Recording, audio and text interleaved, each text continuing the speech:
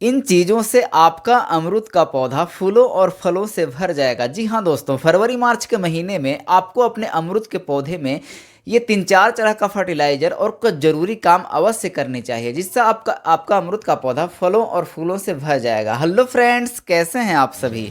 हमारे channel simple home gardening पर आपका बहुत बहुत स्वागत है। आज के इस वीडियो में हम सीखने वाले हैं कि फरवरी मार्च के महीने में हमें अपने अमरूद के पौधे में वो कौन से ज़रूरी काम करनी चाहिए और कौन से फर्टिलाइज़र डालने चाहिए, जिससे हमारा अमरूद का पौधा जो है वो फूलों और फलों से भर जाए। दोस्तों, हम बरसात की फसल ले रहे हैं। बरसात की फसल लेने के लिए आपको फरवरी मार्च के महीने में आपको अमरूद के पौधे में कुछ ज़रूरी काम करनी होती है, जिससे उस पर बरसात के फल लगते हैं। तो देखिए, अभी फरवरी में अमरूद की जो ग्रोथ है वो शुरू हो चुकी है। यहाँ से इसके नोड एरिया से जो कल्ले हैं वो नए नए कल्ले बनने शुरू हो चुके हैं। तो सबसे पहले इसकी हम कुछ ज़रूरी काम करेंगे। तो पहला काम आपको ये करना है कि इसके जड़ों के आसपास सफाई कर दीजिएगा। जितने भी सकर ब्रांच होते हैं, चूँकि ये एक मेरा वीएनआर अमरूद का प्लांट है और ये एक ग्राफ्टेड प्लांट है। ये 4 साल का लगभग पौधा हो चुका है। कई बार मैंने इससे फल भी उतारे हैं। तो दोस्तों, इसके नीचे से देखिए, ग्राफ्टेड एरिया के नीचे से ढेर सारे सकर ब्रांचेज निकलते हैं। तो आपको उस तरह के सकर ब्रांच को कट करके हटा देना है और उसके जड़ों के जस्ट 1 फीट बाद 1 फीट मिट्टी को छोड़कर आपको चारों तरफ गोलाई में गुड़ाई करनी है। सबसे पहला काम आपको यही कर लेना है कि इसकी अच्छी तरह से गुड़ाई कर दीजिएगा।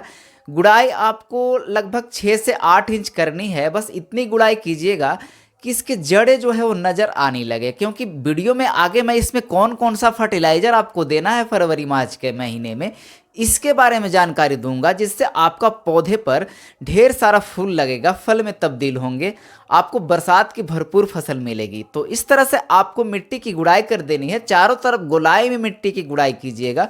गुड़ाई करने के अनेकों फ़ायदे होते हैं। जैसे मिट्टी गुड़ाई करने से भुरभुरी हो जाती है। मिट्टी में जो भी बेनिफिशियल बैक्टीरिया होते हैं वो एक्टिव हो जाते हैं और जो ख़राब हार्मफुल बैक्टीरियाज होते हैं वो मर जाते हैं सूरज की किरणों से। उसके बाद आपको अपने अमरूद की प्रूनिंग करनी है। तो प्रूनिंग में सबसे पहला आपको काम ये करना है कि जितने भी पतले ब्रांच, यानी पेंसिल के आकार से, पेंसिल की थिकनेस से जितने भी पतले ब्रांच होंगे वैसे ब्रांच को आपको कट करके हटा देनी है, क्योंकि एक बार उस पर अमरूद के जब फल लगते हैं तो दोबारा उसमें फल नहीं लगते हैं। आपको मालूम होना चाहिए कि अमरूद में हमेशा नए ब्रांच में ही फ्रूट लगते हैं, पुराने ब्रांच में फ्रूट नहीं लगते हैं। जो भी नई नई शाखाएं आती है वैसी शाखाओं में ही फ्रूट लगते हैं। अब आपको लंबे ब्रांच की प्रूनिंग करनी है। जो पेंसिल की थिकनेस या उससे मोटी ब्रांच है तो उसकी आपको लगभग 1 फीट या 8 इंच ऊपर से हल्की टिप को कट कर देना है। ज़्यादा हार्ड प्रूनिंग अभी मत कीजिएगा फरवरी मार्च के महीने में।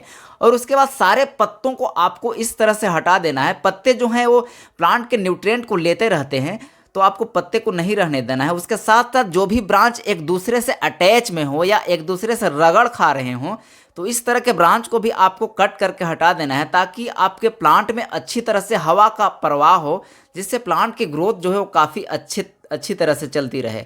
तो आपको बस ऊपर की ट्रिम करना है हल्की हल्की पौधे की।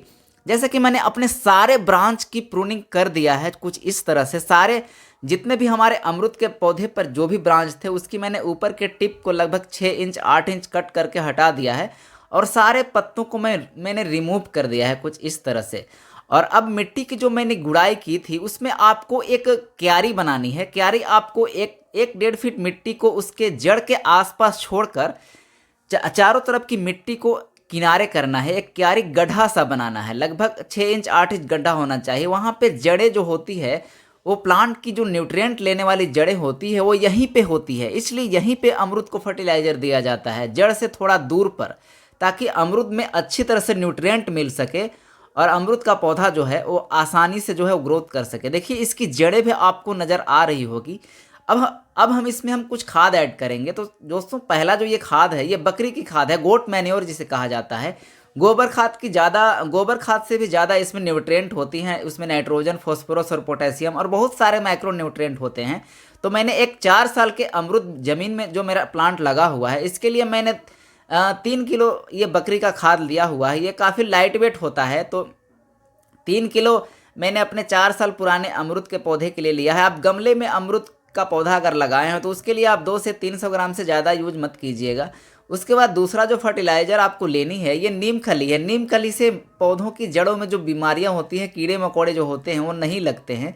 तो नीम खली आपको साल में 1 या 2 बार अपने कोई भी पौधे में, चाहे आपका गमला में लगा पौधा हो या ज़मीन में लगा हो, आपको ज़रूर देनी चाहिए। नीम खली काफ़ी फ़ायदेमंद चीज़ होता है, तो आपको अपने प्लांट में नीम खली का यूज ज़रूर ही करना चाहिए, जिससे आपके पौधे में जो कीड़े हैं वो नहीं लगेंगे। तीसरा जो फर्टिलाइज़र है दोस्तों, ये वुड एश है, लकड़ी की राख। इसमें कैल्शियम और पोटेशियम होते हैं और ये फर्टिलाइज़र के साथ साथ कीड़े मकोड़ों को भी दूर भगाता है, यानी ये पेस्टिसाइड इंसेक्टिसाइड का भी काम करता है। तो ये काफ़ी पुराने ज़माने से लोग यूज करते आ रहे हैं, तो आपको घर में ही ये मिल जाएगा काफ़ी आसानी से। आपको एक मुट्ठी अपने पौधे में चारों तरफ डाल देना है। चौथा जो फर्टिलाइज़र आपको लेनी है ये सीविड एक्सट्रैक्ट है। इसमें माइक्रो न्यूट्रिएंट होते हैं। माइक्रो न्यूट्रिएंट पौधों के लिए बहुत ज़रूरी पोषक तत्व होते हैं, क्योंकि हम नाइट्रोजन, फास्फोरस और पोटेशियम की पूर्ति तो अन्य खादों से कर देते हैं, लेकिन माइक्रो न्यूट्रिएंट की पूर्ति बहुत ही कम हो पाती है। तो माइक्रो न्यूट्रिएंट के लिए फल फूल ज़्यादा माइक्रो न्यूट्रिएंट से बनते हैं। उसके लिए आप सीवीड एक्सट्रैक्ट का यूज कर सकते हैं। समुद्री घास के शैवाल से यह खाद तैयार किया जाता है। तो आपको ये मार्केट में किसी सीड शॉप पर या ऑनलाइन भी आप इसे परचेज कर सकते हैं। ये काफ़ी यूजफुल खाद माना जाता है फलों और फूलों वाले पौधों के लिए। उसके बाद आपको सारा खाद देने के बाद जिस मिट्टी को आपने बाहर निकाला था गड्ढे से, उसी मिट्टी से सारे फर्टिलाइज़र को ढक दीजिएगा। जब प्लांट को ये फर्टिलाइज़र गर्मी प्रोवाइड करेगा तो प्लांट में नए नए कल्ले, नए नए ब्रांच निकल कर आएंगे। इसकी अपडेट भी मैं आपको दिखाऊंगा कि इसमें कितने दिनों के बाद जो है वो कल्ले आ रहे हैं और आपका प्लांट जो है फूलों फलों से भर जाएगा।